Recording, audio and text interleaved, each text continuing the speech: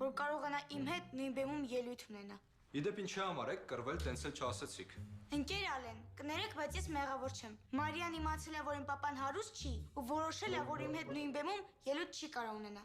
Ճիշտ է արել։ Բա ով է տեսել, որ հարուստն ու աղքատը նույն բեմում լինեն։ Կամ հարուստը ընդհանրապես ինչ գործ ունի բեմի վրա։ Ինքը այնքան էգոիստ է,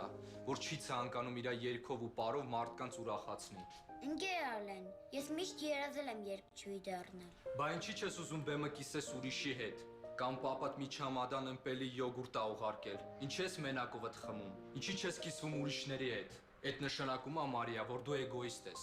Իսկ էգոիստ մարդիկ չեն կարա լավը լինեն։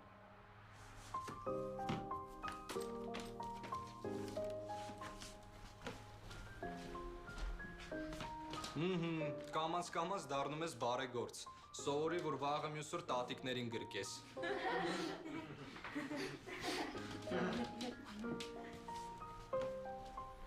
Էրիկ գժվել ես, ինչի պետք է